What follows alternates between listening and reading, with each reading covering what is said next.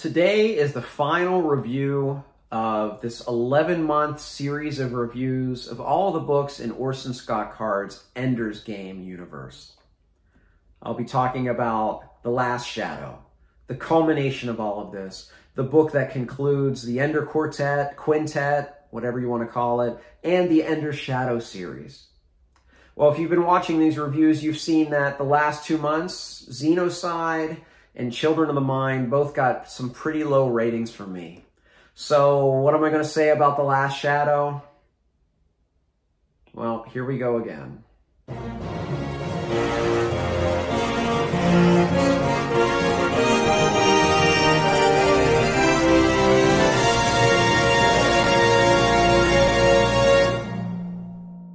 Today's review of The Last Shadow, the culmination of all of this. Yeah, there's a little bit more disappointment. But before I get into the review, I just want to say in the next week, I will upload my big, grand advice for reading the Ender's universe.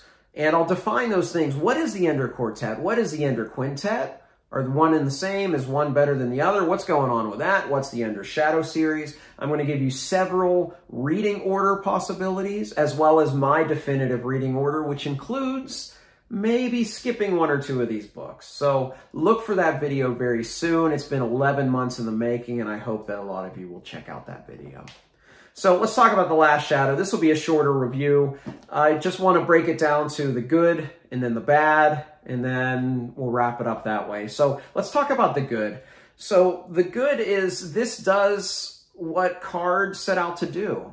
He left a huge dangling plot thread at the end of the Ender Quartet. And he started this little tale in The Last Shadow, in Shadows in Flight, which kind of was a new beginning to the Shadow series. And he brought those together in a way to converge the two storylines and to get a conclusion for both series. And as far as I'm concerned, he was successful.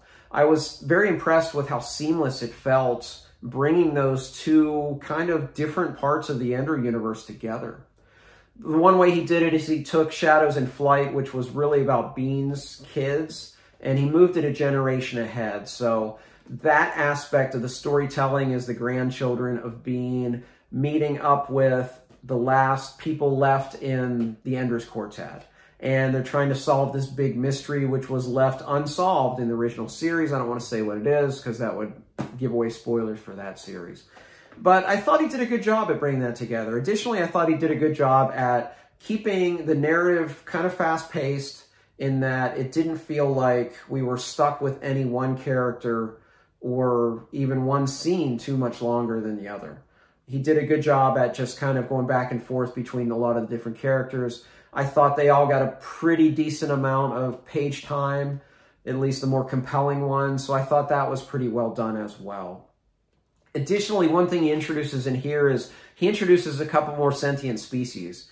And that's something he did. That's one thing I really liked about Speaker for the Dead, is when we met the Pequeninos for the first time, I just felt it was very inventive, this new species he created. And I like the species you see because they're both familiar and unfamiliar. You get to see the kind of evolution of how they became what they are, and I found them compelling. And I thought every time that this new species were on the page, I found them very, very interesting.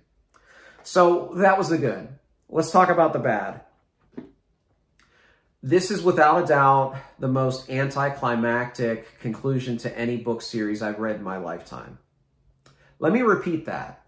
This is without a doubt the most anticlimactic conclusion to any book series I've read in my lifetime. I've been reading a long time, and I've read some kind of less than stellar endings to book series, some bad endings to book series. But I got to the end of this one, and I was reading the pages, and I got to the big conclusion of this big mystery that had been brewing, frankly, since Speaker of the Dead, and I was like, huh, okay. And the more I think about it, the more I kind of get mad.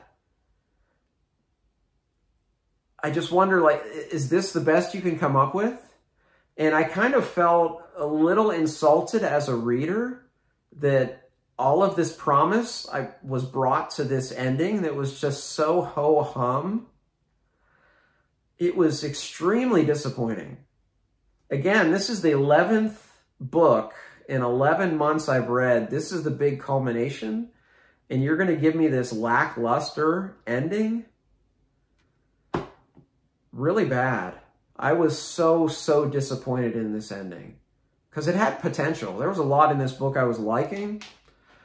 And then I got to the end and it was almost like, hey, here's the ending. There it is. We're done. That's the story. And I couldn't believe it. I was just flabbergasted that this was the big conclusion that he came up with. So I looked online at reviews just to see if other people were liking this, and it's not just me. This book has like a 3.6 on Goodreads, and those of you that follow Goodreads reviews, sequels always have much higher ratings than the original books because most people don't read a sequel unless they like the first book. So most of the time, those ratings are a lot more inflated than they probably would be in actuality if just average readers would read it. 3.6 for a sequel is really low. So it's not just me. This is a book that a lot of us don't like. And I'll be honest, I feel like this is a cash grab. I really do. And I hate that I'm glad I only bought the mass market paperback, but I hate that I bought this because I really feel that this is an insulting conclusion to this series. And I don't know why he felt the need to tell this story, because it wasn't like that was this big grand idea. Oh, this is a great ending. It was just kind of a, huh? Really? So, another low-rated book for me with Card. This series has the ultimate highs and the ultimate lows. It has one of my favorite books in the science fiction genre. It has other books that are rated 5 stars by me, and then it has these 2-star stinkers. So, Last Shadow, unfortunately, is a 2 out of 5. It's a disappointing conclusion to this big, long series. And I'll talk to you very soon about my advice whether this is in the skippable category or not, because it might not be. Stay tuned for that. Hey, if you like this video, please like and subscribe. You can also find me on Twitter and Goodreads. I'd love to interact with you there. As always, thank you for watching. Until next time, goodbye.